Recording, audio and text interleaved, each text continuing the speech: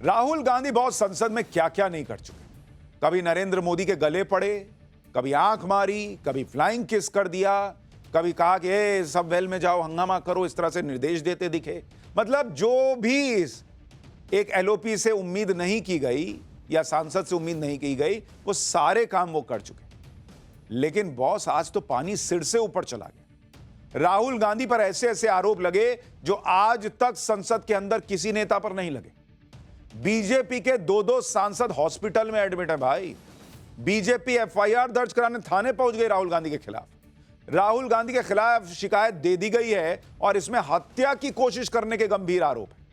एक महिला सांसद ने भी बदसलूकी का आरोप लगा दिया है राहुल गांधी पर। मतलब देश के इतिहास में नेता प्रतिपक्ष तो छोड़िए, किसी सांसद पर भी ऐसे आरोप नहीं लगे होंगे जो आज की डेट में राहुल गांधी पर लग गए। लेकिन राहुल गांधी को जैसे कोई फर्क ही नहीं पड़ता। जिस सांसद का सिर फूटा, उसका हालचाल तक अस्पताल में जाकर नहीं लिया, जबकि नरेंद्र मोदी फोन करके सांसदों का हालचाल पूछ रहे हैं। बड़े बड़े मंत्री अस्पताल में भर्ती सांसदों से मिलने जा रहे हैं। लेकिन राहुल गांधी और कांग्रेस के इकोसिस्टम में उनका जो बर्ताव है वो इस तरह का है जैसे कुछ हुआ ही नहीं, जैसे कोई मजाक चल रहा हो। संसद को इसी तरह से इन लोगों ने मजाक बनाकर रख दिया है। पूरे सेशन हंगामा किए, संसद चलने नहीं दी। फिर जब संसद चली तो अमित शाह की एक बात को पकड़कर आधा अधूरा कटा हुआ वीडियो जो है वो फैलाकर अंबेडकर के नाम पर माहौल बनाने लगे। सोशल मीडिया पर लोग लिख रहे हैं कि क्योंकि कांग्रेस की दाल नहीं गली तो आज पूरा फ्रस्ट्रेशन बीजेपी के सांसदों का सिर फोड़कर निकाल दिया क्या। हालांकि पब्लिक जो भी कहे, कांग्रेस वाले कह रहे हैं कि राहुल गांधी ने कुछ किया नहीं है। उन्हें तो संसद के अंदर जाने से रोका जा रहा था, उनके साथ तो धक्का मुक्की हो रही थी, खड़गे का घुटना रगड़ दिया। आज संसद के एक एक वीडियो आपको दिखाऊंगा, वो वीडियो दिखाऊंगा जो सारी तस्वीर क्लियर कर देंगे। हम आज आपको ऐसे वीडियो दिखाएंगे संसद के जिनसे आप खुद तय कर पाएंगे कि कौन किसे धक्का दे रहा था, कौन किसका सिर फोड़ रहा था, कौन किससे मारपीट कर रहा था। लेकिन पहले आप देखिए कि संसद में यह दिन भी देखना पड़ा जहां आरोप लग रहा है कि सांसद एक दूसरे का सिर फोड़ रहा है। बीजेपी तो कह रही है कि राहुल गांधी ने गुंडागर्दी की। जिन अंबेडकर का जीवन भर अपमान करने के बाद आज कांग्रेस उनके लिए छाती पीट रही है, उन अंबेडकर और दूसरे संविधान निर्माताओं ने भी नहीं सोचा होगा कि संसद में इस तरह से सिर फूटेंगे। संसद में आज दिन भर क्या क्या हुआ उसकी एक झलक देखिए, फिर आपको संसद के अंदर हुए बवाल के वो वीडियो दिखाऊंगा जो दूध का दूध पानी का पानी कर देंगे।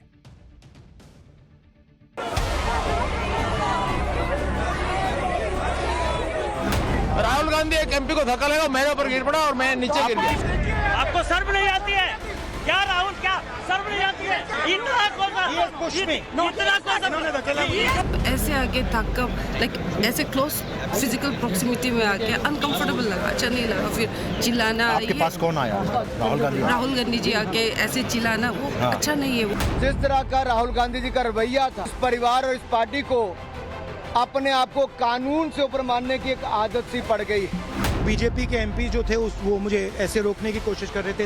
अमित शाह जी की खाल बचाने के लिए ये अब इन्होंने साजिश शुरू की है। संसद कोई कुश्ती का अखाड़ा नहीं है। अमित शाह पागल हो गए। गुंडागर्दी करते हो, बूढ़े को गिरा दिया जाता है। ऐसा भयंकर बवाल आज संसद में हुआ है ना बॉस, क्या ही बताऊं। किसी ने सोचा नहीं था कि यह दिन भी देखना पड़ेगा कि धक्का मुक्की से सिर फूटने तक बात पहुंच जाएगी, सांसद अस्पताल पहुंच जाएंगे। कोई मामूली धक्का मुक्की है, किसी की जान भी जा सकती थी भाई। और इसलिए तो राहुल गांधी पर एफआईआर कराने बीजेपी थाने पहुंच गई। लेकिन क्या राहुल के धक्के से सांसद का सिर फटा? हमारे पास वो वीडियो आ गए हैं जो सबसे बड़ी गवाही देंगे कि आज संसद में हुआ क्या क्या था। इन वीडियो को देखकर आप खुद ये समझ पाएंगे कि कौन सच बोल रहा है, कौन झूठ बोल रहा है। लेकिन आप पहले सोचिए कि मामला कितना गंभीर है कि जिन दो बीजेपी सांसदों को चोट लगी वो आईसीयू में है बॉस। बीजेपी के सांसद प्रताप सारंगी के सिर पर गंभीर चोट आई है। बीजेपी सांसद मुकेश राजपूत का बीपी शूट कर गया, कहा गया बेहोश हो गए वो। अस्पताल में इन सांसदों का मेडिकल हुआ है। कैमरे पर इन सांसदों की बाइट है जो खुद बता रहे हैं कि उन्हें धक्का किसने दिया। राहुल गांधी के खिलाफ इससे बड़ी गवाही क्या होगी? खुद विक्टिम कह रहे हैं, विक्टिम सांसद कह रहे हैं और बता रहे हैं कि उस वक्त क्या हुआ था। एक बार ये गवाही सुनिए, फिर राहुल गांधी पर लगे आरोपों की सच्चाई बताने वाले वीडियोज आपको दिखाऊंगा। आगे आपने खड़ा हुआ था, राहुल गांधी एक एमपी को धक्का लगा, मेरे ऊपर गिर पड़ा और मैं नीचे गिर गया। किसने धक्का मारा? राहुल गांधी ने? हाँ, राहुल गांधी ने। राहुल गांधी ने धक्का मारा? राहुल गांधी। कौन सी जगह पे सर? सर किस जगह पे? सर किस जगह पे? किस जगह पे? सीढ़ी के ऊपर में मैं खड़ा हुआ था और राहुल गांधी ने आकर के एक एमपी को धक्का लगाया, वो मेरे ऊपर गिर पड़ा और मैं। यानी बीजेपी सांसद कह रहे हैं कि वो खड़े थे, राहुल गांधी ने आके एक बीजेपी सांसद को धक्का दिया, ये पीछे खड़े थे, ये गिर गए, सिर फट गया। जब बीजेपी सांसद अपना फूटा हुआ सिर दिखाने लगे, पूरा देश इसे देख रहा था, तब राहुल गांधी समझ गए कि मामला तो गड़बड़ा गया है बॉस। हेडलाइंस बन रही हैं, चर्चा हो रही है, सोशल मीडिया पे ट्रेंड चल रहा है। इसलिए वो ये कहने लगे कि धक्का मुक्की तो राहुल गांधी के साथ हुई थी। सुनिए राहुल गांधी को एक बार। आपके कैमरा में होगा, ये पार्लियामेंट की एंट्रेंस है, इसमें मैं अंदर जाने की कोशिश कर रहा था, तो बीजेपी के एमपी जो थे वो मुझे ऐसे रोकने की कोशिश कर रहे थे, धकेल रहे थे और मुझे धमका रहे थे, तो वो हुआ है बस।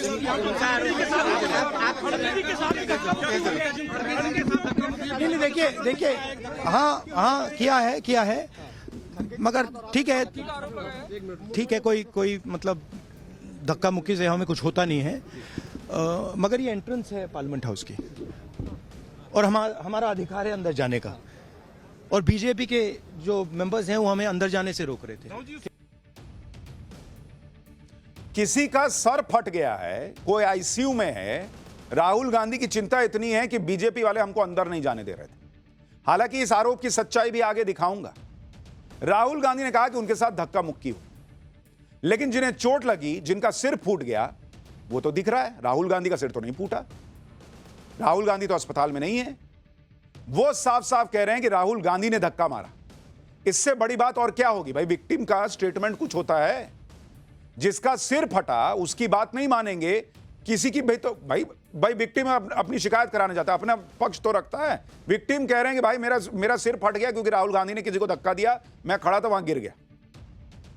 अब यह भी देखिए कि मामला इतना गंभीर है कि प्रधानमंत्री खुद यह सब सुनकर चिंतित हो गए। पीएम मोदी खुद फोन लगा दिए, अस्पताल में एडमिट सांसदों से बात की। पीएम मोदी ने सारे मंत्रियों को भेजा कि जाइए जाके सब हालचाल देखिए कि सब ठीक है कि नहीं, क्योंकि इनमें से एक सांसद जिनका सिर फूटा, उनकी उम्र 70 साल के करीब है। सारंगी साहब जो हैं, ये ओडिशा के मोदी कहे जाते हैं, इतना जमीनी स्तर पर काम करते हैं ये। कांग्रेस और राहुल गांधी तो कोई लोड नहीं ले रहे, लेकिन पीएम को सबकी चिंता है कि कहीं कुछ ऊपर नीचे ना हो जाए। पीएम मोदी ने घायल सांसद मुकेश राजपूत से क्या बात की, एक बार सुनिए, फिर आपको बताऊंगा कि इन सांसदों की हालत अभी कैसी है। ब्राह्मण सर, मुकेश नमस्ते, कैसी है भाई तबीयत? हाँ सर ठीक है, अभी भी चक्कर सा आ रहा है, घबराहट सी हो रही है सर। नहीं, पूरी केयर करना, जल्दी बिल्कुल मत करना और सारी ट्रीटमेंट लेना। ठीक है सर, ठीक है सर, ठीक, प्रणाम सर, प्रणाम। हाँ प्रणाम। अब आप देखिए, एक सांसद कह रहे हैं कि राहुल गांधी ने धक्का दिया। पीएम मोदी उस सांसद को फोन करके हाल भी पूछ रहे हैं। केंद्रीय मंत्री अस्पताल के चक्कर काट रहे हैं, लेकिन जिस पर धक्का देने का आरोप लगा है, वो राहुल गांधी क्या कर रहे हैं वो भी देखिए। राहुल गांधी पर लगे आरोपों से जुड़ा अब आपको एक दूसरा इंपॉर्टेंट वीडियो दिखाता हूं। इस वीडियो में दिख रहा है कि बीजेपी सांसद प्रताप सारंगी का सिर फट गया है, सिर पे चोट लगी हुई है। कुछ बीजेपी सांसद प्रताप सारंगी के सिर पर पट्टी कर रहे हैं और वो एक चेयर पे बैठे हुए हैं। तभी बीजेपी के एक सांसद राहुल गांधी को लेकर आते हैं, कहते हैं कि देखिए आपने क्या कर दिया। वीडियो में बीजेपी सांसद राहुल गांधी को कहते हैं कि राहुल ने धक्का मुक्की की, संसद में गुंडागर्दी की, राहुल ने बीजेपी सांसद प्रताप सारंगी को धक्का दिया, जिससे उनका यह हाल हो गया। लेकिन राहुल गांधी एक हमदर्दी के 2 शब्द बोलने की बजाय, एक तो उनका बॉडी लैंग्वेज देखिए, जिस तरह से वो आ रहे हैं, ऐसा लग रहा है कि यहां क्या हुआ, दिखाओ क्या हुआ, क्या है, सिर फट गया, क्या हुआ, इस तरह का एटीट्यूड है। कोई मोहब्बत की दुकान चलाते हैं, लेकिन अंदर से मोहब्बत का एक बूंद टपक नहीं रहा है। और उसके बाद देखिए वहां पर राहुल गांधी ये कहकर कट लिए कि इसने मुझे धक्का मारा है, ही पुश्ड मी। वो कह रहे हैं कि प्रताप सारंगी 70 साल के आदमी ने उनको धक्का मार दिया। एक बार आप ये वीडियो देखिए, फिर मैं आपको बताऊंगा कि राहुल गांधी कैसे ये बात कहकर फंस गए। आपको शर्म नहीं आती है क्या राहुल? क्या शर्म नहीं आती है? क्या शर्म नहीं आती है? गुंडागर्दी करते हो, बूढ़े को गिरा दिया जाता है। इतना कौन गुंडागर्दी करते हो। आप सोचिए बॉस, राहुल गांधी किस तरह की बातें कर रहे हैं और किस तरह का व्यक्तित्व है उनका। सामने एक 70 साल का आदमी बैठा हुआ है जिसका सर फटा हुआ है। राहुल गांधी का बॉडी लैंग्वेज में जो एटीट्यूड है आप वो देखिए, और उसके बाद आगे हाँ क्या हुआ, और उसके बाद लोग कह रहे हैं कि आप गुंडागर्दी करते हो, आप ये करते हो। अरे भाई, लोग मान लीजिए हीट ऑफ द मोमेंट में कुछ कह रहे हैं, आप पूछते तो कि क्या हुआ है सर बताइए, चलिए आपको अस्पताल लेके चलते हैं, ए कोई पानी लाओ, ए कुछ नहीं कह रहे हैं कि इन्होंने मुझे धक्का दिया। उनके सामने एक चोटिल सांसद सिर पकड़ कर बैठा है और राहुल गांधी कह रहे हैं कि उस चोटिल सांसद ने उनको धक्का दिया था। अब कोई भी पूछेगा बॉस कि पीड़ित कौन है और हमलावर कौन है। प्रताप सारंगी ऑलमोस्ट 70 साल के, पतले दुबले कद काठी के, और जिसने धक्का दिया वो उसी का सिर फट गया, और जो धक्का खाया वो आराम से पीछे हाथ बांध के घूम रहा है। प्रताप सारंगी को देखकर कोई नहीं कह सकता कि वो 54 साल की उम्र और अच्छी खासी फिटनेस वाले राहुल गांधी को धक्का दे सकते। और अगर राहुल गांधी के साथ सच में धक्का मुक्की हुई थी तो ये आरोप उन्हें उसी वक्त बीजेपी सांसद पर लगा देने चाहिए थे। जब प्रताप सारंगी को चोट लग गई, जब प्रताप सारंगी के खून निकलने लगा, तब आप उनके पास गए और उसके बाद बचाव में कह रहे हैं कि इसने मुझे धक्का मार दिया है। आपको धक्का मारा गया था तो आप पहले शिकायत करते ना बॉस। राहुल गांधी और प्रताप सारंगी दोनों को कोई एक साथ देखेगा तो कौन कहेगा कि राहुल गांधी को प्रताप सारंगी जैसे पतले दुबले और बुजुर्ग व्यक्ति ने धक्का दे दिया। आप देखिए जरा, दोनों का कंपैरिजन कीजिए। ये प्रताप सारंगी राहुल गांधी को धक्का दे पाएंगे? राहुल गांधी को तो कांग्रेस वाले बताते रहते कि उन्हें कराटे आता है, मार्शल आर्ट में ट्रेंड है। राहुल गांधी की फिटनेस मार्शल आर्ट के बारे में कांग्रेस खूब प्रचार करती है, और इसलिए आज संसदीय कार्य मंत्री किरण रिजिजू ने भी पूछ लिया कि क्या दूसरे सांसदों को मारने के लिए कराटे कुंफू सीखे हैं क्या। सुनिए एक बार किरण रिजिजू को, फिर कुछ और गवाही देने वाले वीडियो दिखाता हूं आपको। पहलवानी दिखाने का क्या मतलब है? आप एक्सरसाइज करके, आप क्या कराटे कुंफू सीख करके दूसरा एमपी को मारने के लिए सीखा है क्या? ये कोई आपका ताकत दिखाने का अखाड़ा है क्या? राहुल गांधी का समझना चाहिए, ये नहीं चलेगा। ये कोई राजा का, ये कोई पर्सनल प्रॉपर्टी नहीं है पार्लियामेंट। ये लोकतंत्र का मंदिर है। यहाँ ताकत दिखाने का और अपना स्मार्टनेस दिखाने का ये कोई जगह नहीं होता है। बॉस, मैं एक सेकंड के लिए कह रहा हूं, चलिए उस वक्त आप जो घटना हुई उसका मान लीजिए वीडियो नहीं, आपको लग रहा मैंने कुछ नहीं किया, बाद में साबित करते ना, पहले सामने वाले की मदद तो कर देते। आप राहुल गांधी का बर्ताव देखिए, उन्हें साफ साफ दिख रहा था कि बीजेपी सांसद प्रताप सारंगी को चोट लगी, लेकिन उनका हाल जानने की बजाय वो उन्हीं पर आरोप लगाकर चल लिए। राहुल गांधी ने इस बात का कोई लोड भी नहीं लिया कि भाई इनको कितनी चोट आई, और उनकी वजह से किसी को चोट लगने के आरोप भी लग रहे हैं तो कम से कम हाल ही चाल पूछ लेते। यही फर्क है मोदी और राहुल गांधी में बॉस। अगर उनकी वजह से चोट ना भी लगी हो तो भी राहुल गांधी कम से कम बीजेपी के चोटिल सांसद का हाल तो पूछ लेते। कहने लगे कि मुझे धक्का दिए। और आप पीएम मोदी की ये तस्वीर देखिए, मैं आपको याद दिलाना चाहता हूं, ये पीएम मोदी का वो वीडियो है जब वो संसद में भाषण दे रहे थे और विपक्षी सांसद वेल में आकर उनकी सीट के सामने नॉन स्टॉप हंगामा कर रहे थे बॉस, नॉन स्टॉप। और इस उम्र में नरेंद्र मोदी बिना रुके बोले जा रहे थे। जब काफी देर तक सांसद नारेबाजी कर रहे थे तो पीएम मोदी ने उन हंगामा करने वाले सांसदों के लिए पानी मंगवाया और उनको पानी पिलवाया था कि पानी पी लीजिए, आपका गला सूख गया होगा इतना हंगामा करते करते, आप थक गए होंगे नारेबाजी करते करते। ये है प्रधानमंत्री नरेंद्र मोदी बॉस, कि जो उनको बोलने नहीं दे रहा है, दिख रहा है कि भाई ये आदमी जानबूझ के मुझे परेशान कर रहा है, चाहता है मैं ना बोलूं, उसको भी पानी पिला रहे, उसका भी केयर कर रहे हैं। और यहां एक आदमी का सिर फट गया, राहुल गांधी को फर्क ही नहीं पड़ रहा है, हाँ इसने मुझे धक्का दिया, चल दिया। ये आप एलओपी है बॉस, आपको प्रधानमंत्री बनने का सपना देख रहे हैं, इतनी मानवता नहीं है आपके अंदर, और कह रहे हैं मोहब्बत की दुकान चला रहे हैं। जिन सांसद का हाल चाल तक राहुल गांधी ने नहीं पूछा, जिस सांसद के पास तक जाकर राहुल गांधी ने उनसे हमदर्दी जताना मुनासिब नहीं समझा, उन सांसदों का अस्पताल में क्या हाल है, उनकी मेडिकल रिपोर्ट क्या कह रही है, जरा वो देख लीजिए। फिर कुछ और गवाही देने वाले वीडियो दिखाता हूं। आरएमएल हॉस्पिटल ने जो इन सांसदों का हेल्थ बुलेटिन जारी किया है उसके मुताबिक सुबह 11:30 बजे दोनों सांसदों को एडमिट किया गया।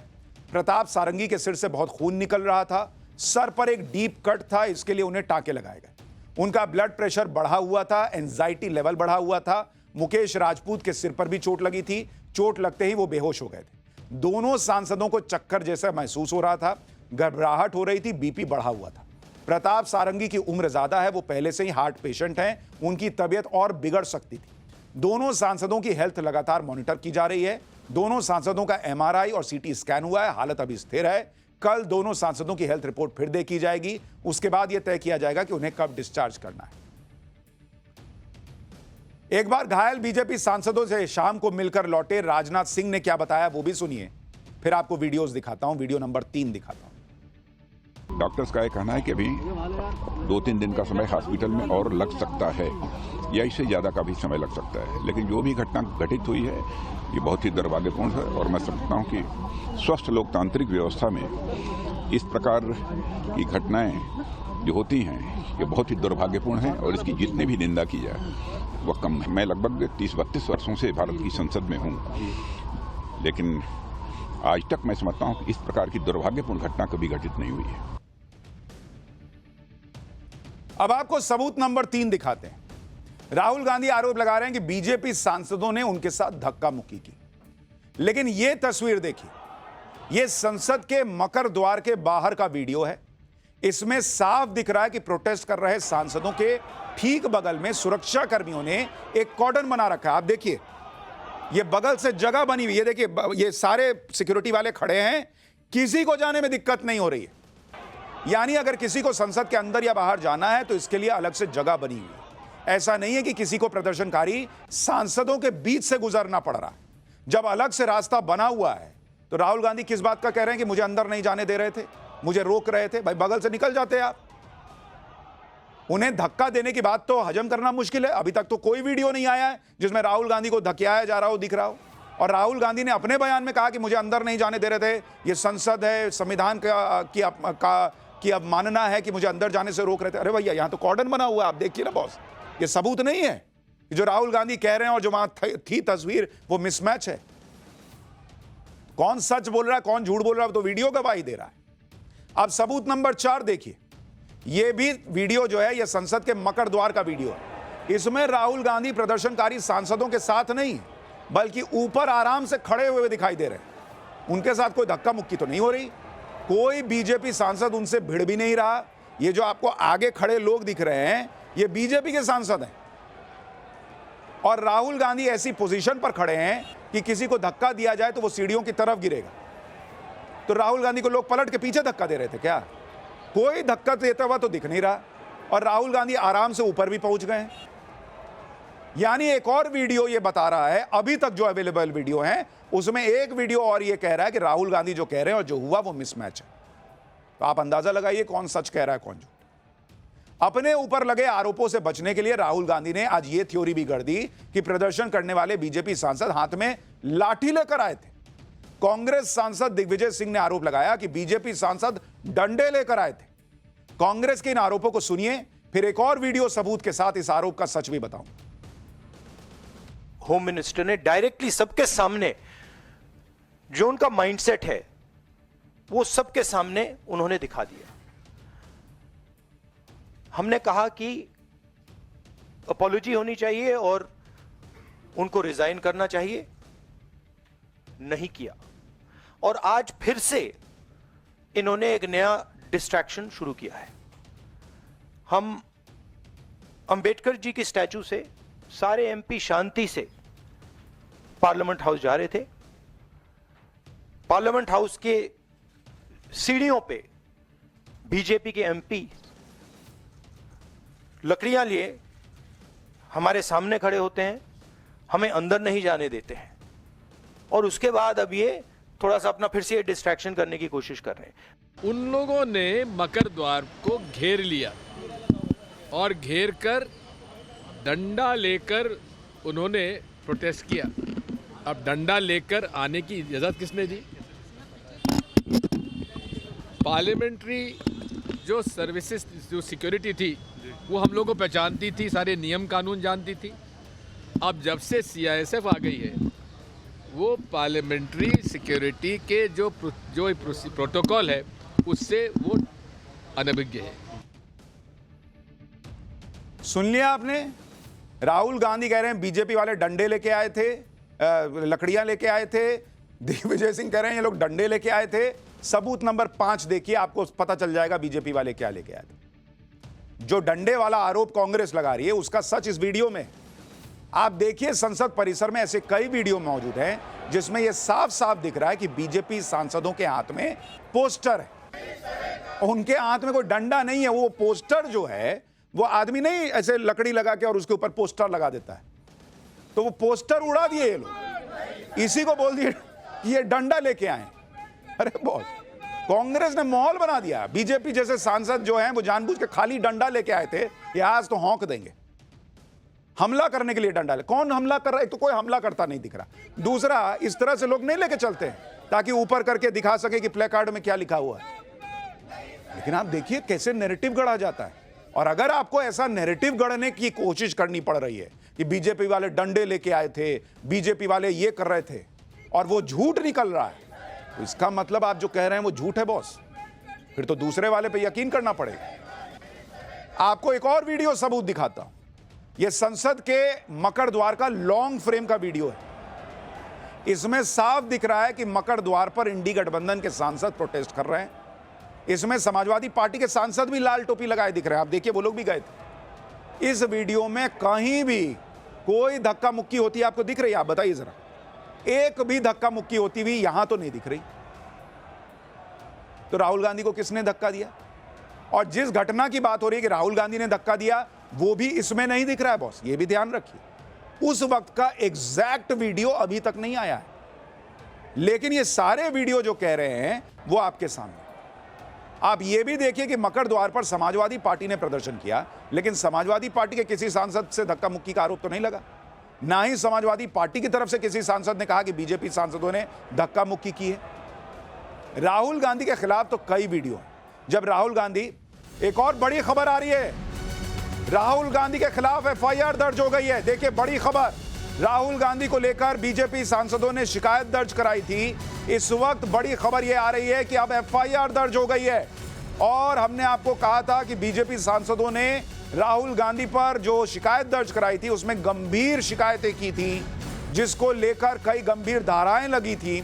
और ऐसे में अगर यह एफआईआर दर्ज हुई है तो बड़ा सवाल खड़ा हो गया है कि क्या राहुल गांधी पर एक्शन होगा और क्या राहुल गांधी अरेस्ट भी हो सकते हैं।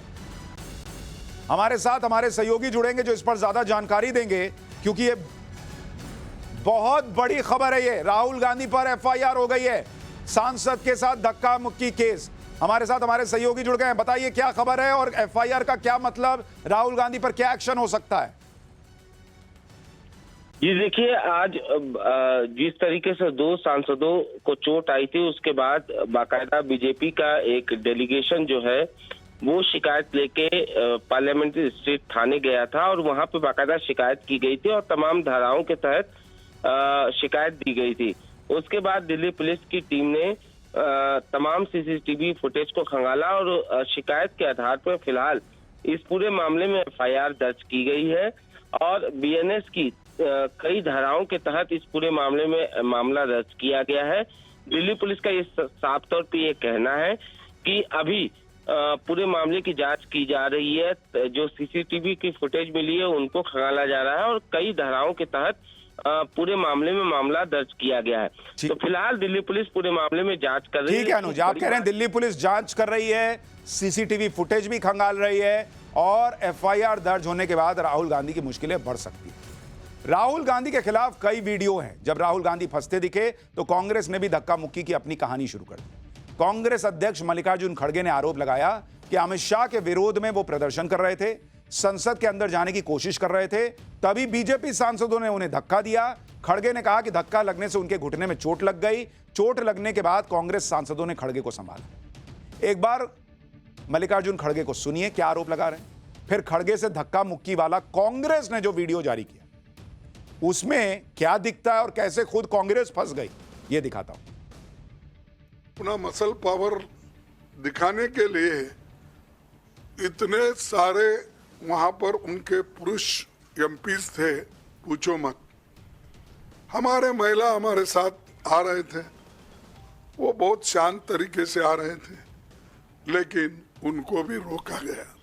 तो इसीलिए ये जबरदस्ती हमारे ऊपर हमला करके, और मैं उसमें पहले ही मैं किसी को धक्का देने की स्थिति में नहीं हूँ, लेकिन मेरे को खुद वो लोग धक्का दिए, मैं अपना बैलेंस नहीं संभाल सका, मैं नीचे बैठ गया।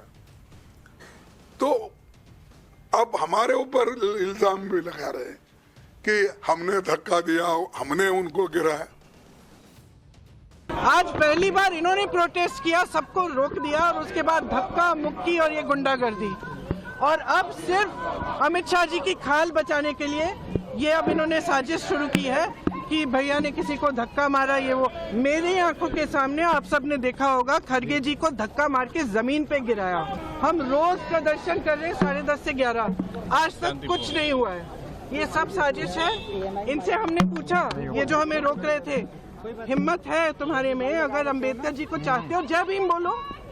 जय भीम का नारा क्यों नहीं निकल सकता इनके मुंह से?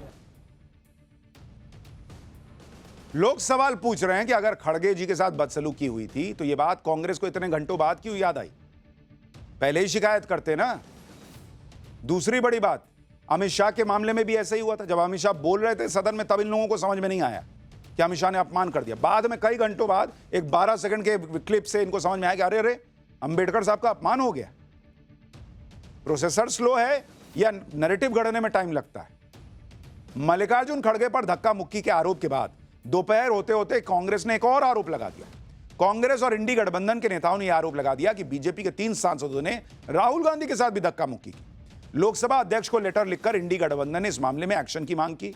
मतलब जब पूरा बवाल हो गया, जब कांग्रेस और राहुल गांधी आरोपों के जाल में फंस गए, तब इन्हें याद आएगा अरे हमारे साथ भी तो धक्का मुक्की हुई थी और खड़गे साहब को घुटने में चोट लगी थी।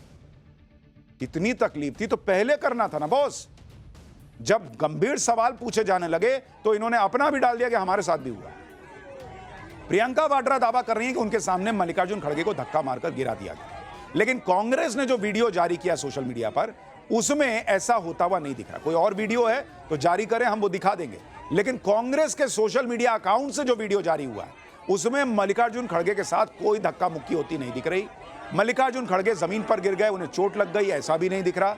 वीडियो में तो मल्लिकार्जुन खड़गे पूरे जोश से नारेबाजी करते दिखाई दे रहे। एक बार जरा वीडियो देखिए, ये कांग्रेस ने वीडियो डाला है।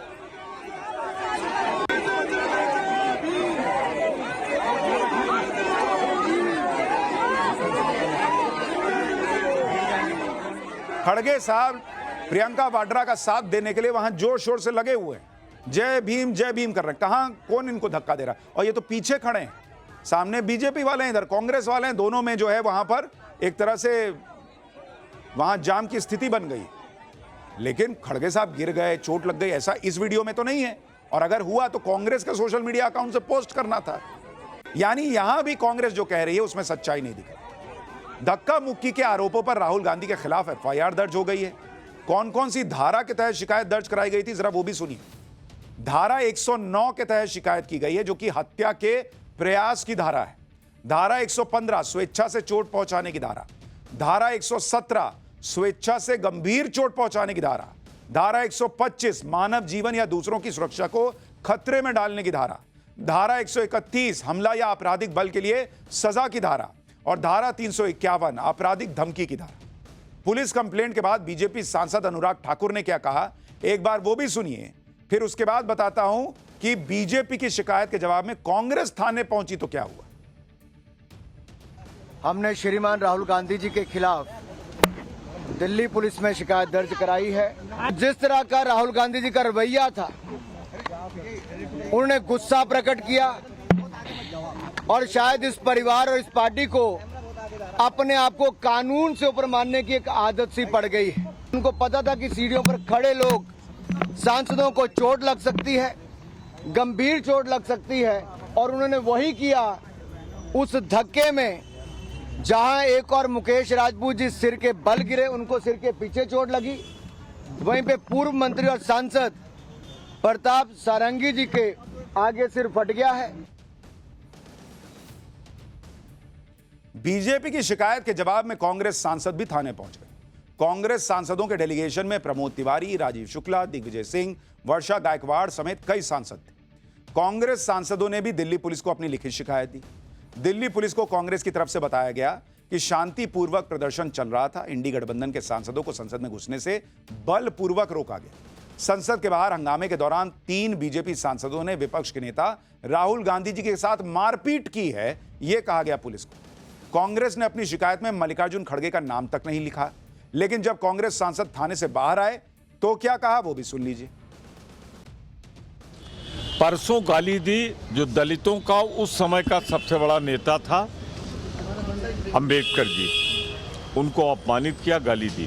और आज भारतवर्ष में 50 वर्ष से अधिक राजनीति में एलओपी खड़गे जी, जिनका सबसे बड़ा कद है, उन्हें धक्का देके गिराया गया और गिराया नहीं दिया गया। हरिजन एक्ट 20 में बनता है।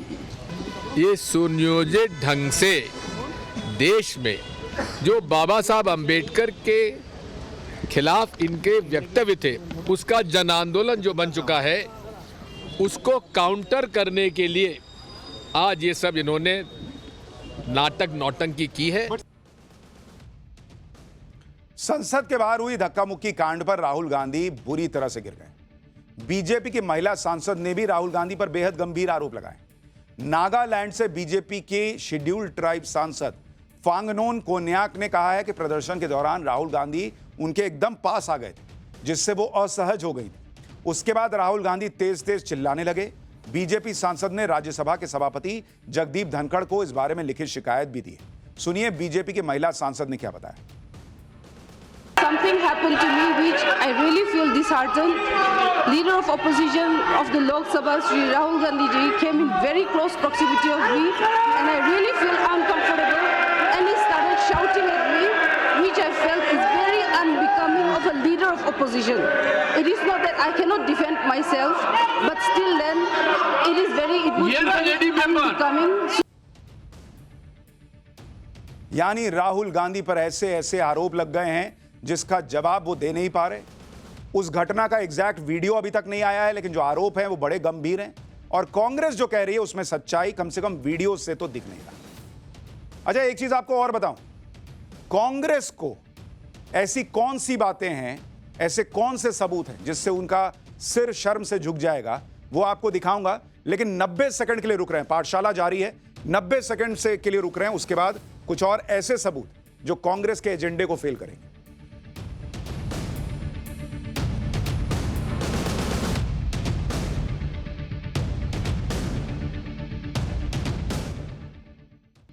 हमने आपसे कहा था यूं गए बस यूं आए, और अब वो सबूत जो आपको बताएंगे कि कांग्रेस अंबेडकर के नाम पर जो हंगामा कर रही है उसमें वो कैसे खुद एक्सपोज हो रही है। आज अंबेडकर के नाम पर कांग्रेस और इंडी गठबंधन बवाल कर रहे हैं, लेकिन कांग्रेस ने अंबेडकर का कैसे भर भर कर अपमान किया, इसके अनसुने इतिहास का चैप्टर 2 खोल रहा हूं। अंबेडकर को क्यों कहना पड़ा था कि दलित का कांग्रेस में जाना आत्महत्या करने जैसा है। अंबेडकर की मौत पर नेहरू का वो संदेश जिस पर बवाल मच गया था बॉस। अब जरा इन सबूतों को देखिए।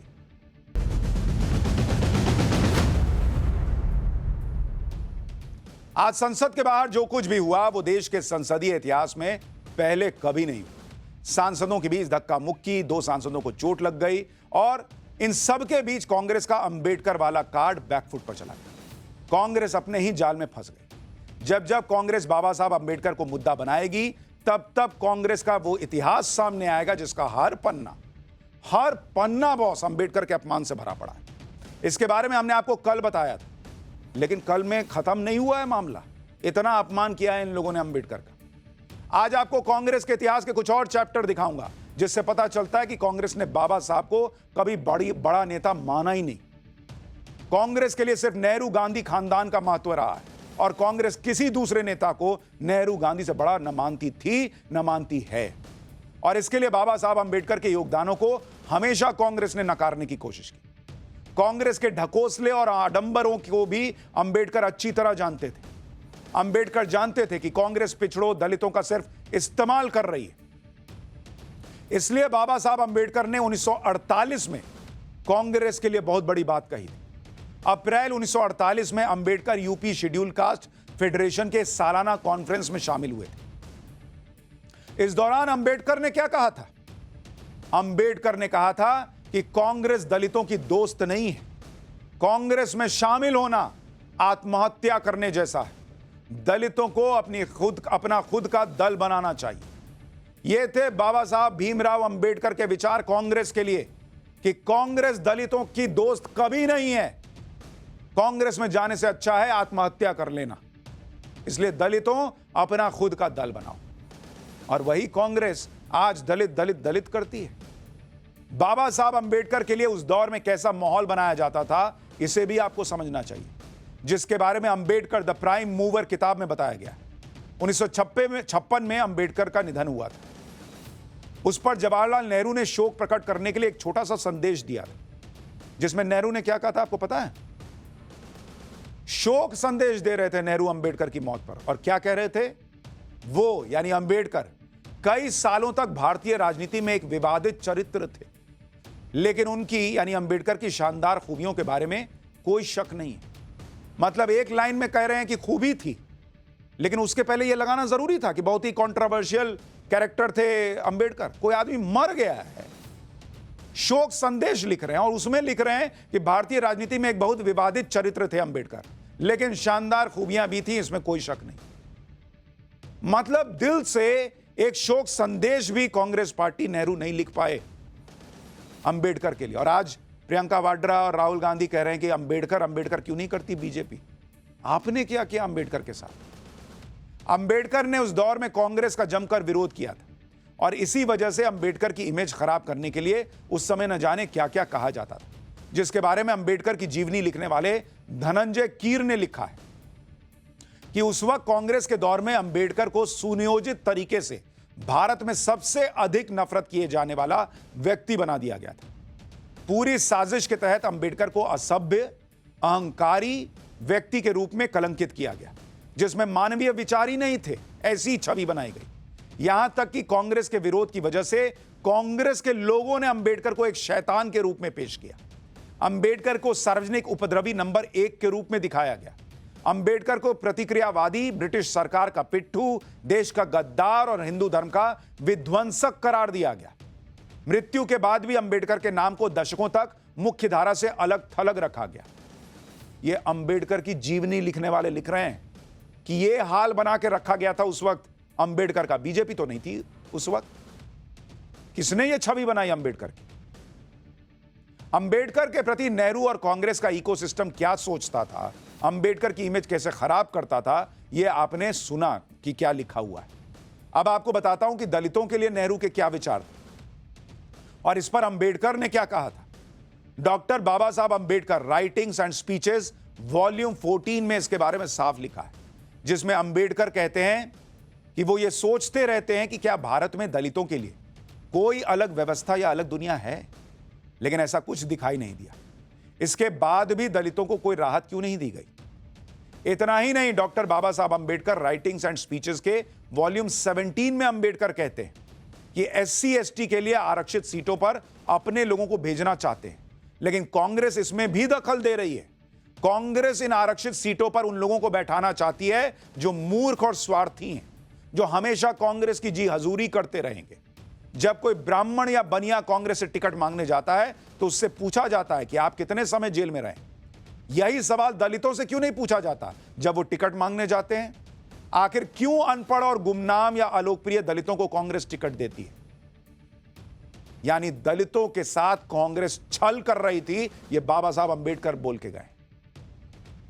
अंबेडकर के प्रति कांग्रेस की सोच आज भी वैसी ही दिखती है।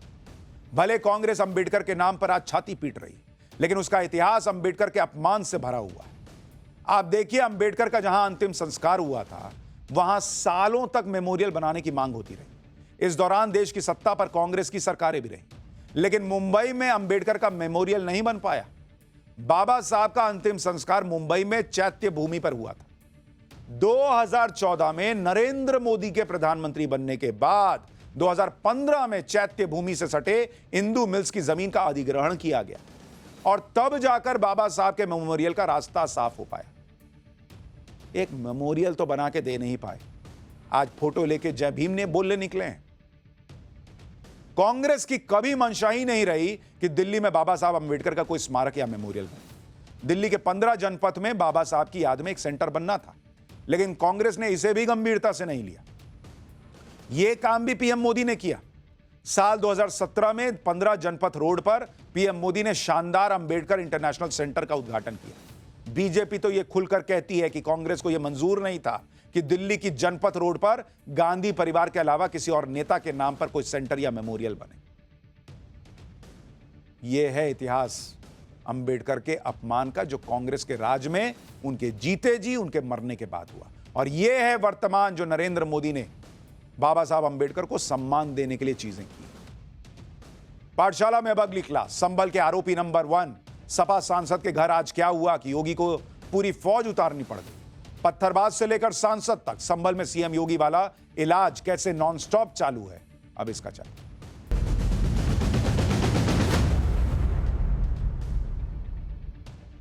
कुछ दिनों पहले तक जिस संभल में पत्थरबाजों से हमदर्दी जताने की होड़ लगी हुई थी, उस संभल में अब योगी आदित्यनाथ के ताबड़तोड़ एक्शन ने पूरा सीन बदल दिया है। संभल हिंसा की जांच के दौरान हर रोज ऐसे खुलासे हो रहे हैं कि खुद को विक्टिम बताने के लिए नैरेटिव गढ़ रहे लोग अब खुद कटघरे में खड़े नजर आने लगे। जाहिर है संभल को लेकर योगी आदित्यनाथ बहुत गंभीर है। सीएम योगी विधानसभा में भी साफ कर चुके हैं कि वो संभल पर झुकेंगे नहीं, सनातन पर रुकेंगे नहीं। संभल में सीएम योगी वाला इलाज नॉनस्टॉप चल रहा है। आज संभल के सपा सांसद के घर की बिजली गुल कर दी गई। संभल में लोगों को भड़काने के आरोपी सपा सांसद बर्क की हालत तो यह है कि उनकी सारी फाइल्स सीएम योगी ने खोल दी है। संभल हिंसा में दर्ज एफआईआर में जियाउर रहमान बर्क आरोपी नंबर 1 है। उनके खिलाफ 6 महीने पुराना एक्सीडेंट का केस दोबारा खुल गया है। आरोप है कि जिस गाड़ी से एक डॉक्टर की मौत हुई उसे बर्क खुद चला रहे थे। बर्क को मकान में बिना नक्शा पास करवाए कंस्ट्रक्शन करवाने पर नोटिस भी भेजा जा चुका है। और अब तो जियाउर रहमान बर्क के खिलाफ बिजली चोरी के आरोप में भी एफआईआर दर्ज हो गई। सपा सांसद बिजली चोरी को लेकर यह एक्शन क्यों हुआ, आज पाठशाला में विस्तार से बताऊंगा। लेकिन आप देखिए कि इस एक्शन के लिए संभल में कैसे एक तरह से पूरी फौज उतारनी पड़ गई। दरअसल सपा सांसद बर्क के घर पर बिजली चोरी का इनपुट मिलने के बाद कुछ दिनों पहले बिजली विभाग ने उनके घर पर स्मार्ट मीटर लगाए, जिनकी आज जांच होनी थी। लेकिन संभल में जिस तरह 24 नवंबर को मस्जिद के सर्वे के दौरान पुलिस पर पथराव किया गया था, उसे देखते हुए प्रशासन किसी तरह का कोई चांस नहीं लेना चाहता था। और बिजली विभाग की टीम भी आरोप लगा चुकी थी कि जांच के लिए जाने पर उन्हें धमकाया जाता है। इसलिए आज बिजली विभाग की रेड से पहले सपा सांसद बर्क के इलाके में इस तरह के सुरक्षा के इंतजाम करने पड़े। बिजली विभाग की टीम के पहुंचने से पहले पुलिस और रैपिड एक्शन फोर्स के जवानों ने इलाके में फ्लैग मार्च तक किया। इसके बाद बर्क के घर के आसपास बड़ी संख्या में पुलिस फोर्स को तैनात किया गया। तब कहीं जाकर बिजली विभाग की टीम बर्क के घर के अंदर जा पाई। आप सोचिए संभल में क्या माहौल है। इतनी भारी सुरक्षा इंतजामों के बाद भी बर्क के परिवार से जुड़े लोगों के तेवर देखिए बॉस, किस तरह मीडिया के लोगों को बाहर जाने के लिए कह दिया। जरा आप देखिए इनके तेवर देखिए। आप चलिए, आप बाहर चलिए, सब लोग मैं दिखाऊंगा इनको। आज ही सबको बाहर। क्या पूरा मामला है? यहाँ पर निकालने की बात आ रही है। ये सबको आप उनको भेज दीजिए, आप उनको भेज दीजिए जो है। आप अपना नाम बता दें, जो आएंगे। चलो कड़े सुरक्षा इंतजामों के बीच बिजली विभाग की टीम संभल के दीपासराय इलाके में सपा सांसद जियाउर रहमान के घर पहुंची। बिजली विभाग की टीम ने करीब 1 घंटे तक घर में लगे इलेक्ट्रिक अप्लायंसेस की जांच की। उनमें होने वाले बिजली के इस्तेमाल की भी जांच की गई। जिस घर में पिछले कई महीनों से मीटर पर रीडिंग 0 आ रही थी, उस घर में बिजली विभाग की टीम को फ्रिज और इन्वर्टर समेत सारे अप्लायंस चलते हुए मिले। और जब बिजली विभाग के अधिकारियों ने सपा सांसद के घर पर लगे सारे उपकरणों और उनमें इस्तेमाल होने वाली बिजली का हिसाब लगाया, तो भैया उनको शौक लग गया। बिजली का नहीं, जो वहां हो रहा था वो देख के शौक लग गया। जांच में वो मिला जिसने 0 रीडिंग के खेल की पोल खोल दी। बर्क के घर की बिजली का पूरा गणित आगे बताऊंगा, पहले सपा सांसद बर्क के घर से हमारे सहयोगी की एक रिपोर्ट देख लीजिए। इतना बड़ा एक फ्रिज रखा है जो अभी चालू कंडीशन में, अभी इसकी जो रीडिंग है उसको नोट किया गया है। देखिए इतना बड़ा फ्रिज रखा हुआ है। इसके अलावा जो सीसीटीवी कैमरे हैं उनको यहाँ पर इंस्टॉल किया गया है।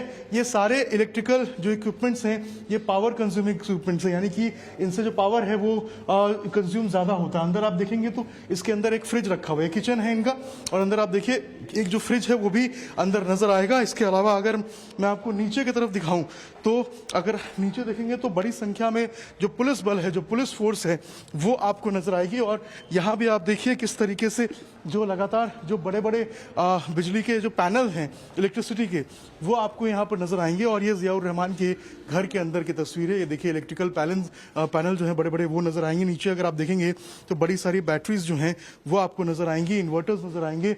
और अगर सामने आप देखेंगे, इधर देखिए, ये दिखाइए, ये इतना बड़ा जो जनसेट है ये जियाउर रहमान के घर के अंदर लगाया गया है। जो लोड नीचे जाता है, यानी कि जब पावर कट होती है उस वक्त इसका इस्तेमाल करने के लिए। सपा सांसद वर्ग के घर की जांच के बाद बिजली विभाग ने घर में लगे बिजली के उपकरणों की लिस्ट जारी की। बिजली विभाग की तरफ से दी गई जानकारी के मुताबिक सपा सांसद के घर पर 2 किलोवाट के 2 कनेक्शन लगे, जबकि जांच में घर पर बिजली का कुल लोड 16.5 किलोवाट से ज्यादा मिला। 16.5 किलोवाट, इसमें 83 बल्ब, 19 पंखे, 3 एसी शामिल है। इसके अलावा टीवी मिला, fridge, deep freezer, induction heater, पानी की सप्लाई के लिए submersible geyser, coffee machine, microwave तक लगा हुआ था। अब बिजली विभाग भी हैरान है कि इतने उपकरण लगे हैं और पिछले 6 महीने से बर्ग के घर पर लगे बिजली के मीटर की रीडिंग कितनी आती थी? 0, 0। ये कौन सा साइंस चल रहा था बॉस कि सारी मशीनें चल रही हैं और रीडिंग आ रहा है 0? इसके बाद कुछ दिनों पहले ही बिजली विभाग की टीम ने घर पर लगे पुराने मीटर को जांच के लिए भेजा। उनकी जगह स्मार्ट मीटर लगाए गए और आज मीटर की जांच के दौरान बिजली चोरी का खुलासा हुआ। आप बिजली विभाग के अधिकारी को सुनिए, फिर आपको बताऊंगा बिजली विभाग के आरोप पर बर्ग के परिवार ने क्या सफाई दी। माननीय सांसद जी के घर पे जो है 2-2 किलोवाट के 2 कनेक्शन थे। एक तो माननीय सांसद जी जियाउर रहमान के नाम से और एक इनके दादाजी के नाम से, जो कि जिनका स्वर्गवास हो चुका है।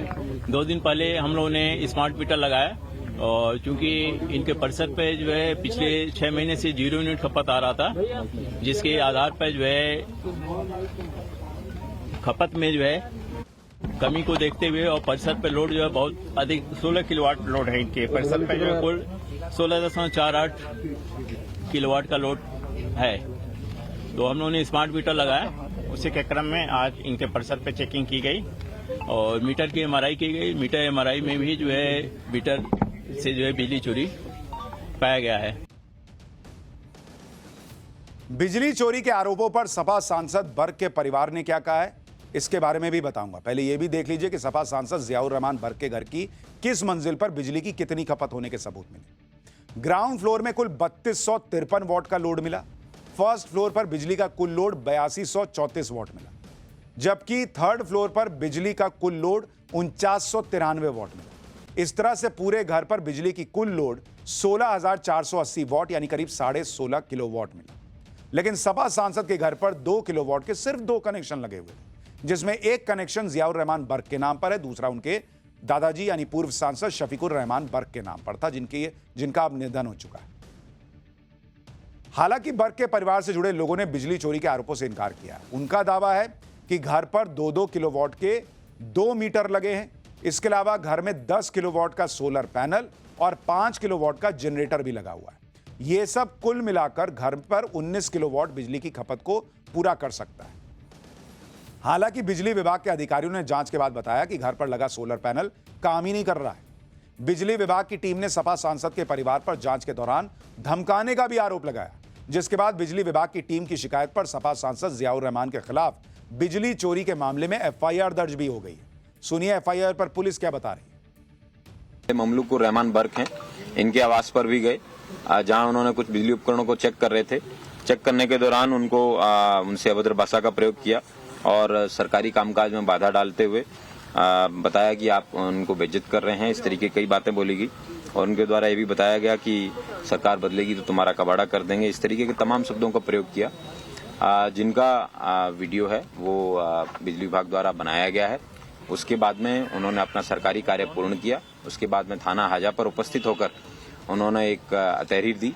प्राप्त तहरीर के आधार पर अभियोग पंजीकृत किया गया है, जो कि 132 BNS, 352 BNS और अन्य सुसंगत धाराओं में अभियोग पंजीकृत कर विधिक कार्रवाई सुनिश्चित की जा रही है। बिजली चोरी के आरोप में FIR होने के बाद सपा सांसद के घर की बिजली भी काट दी गई।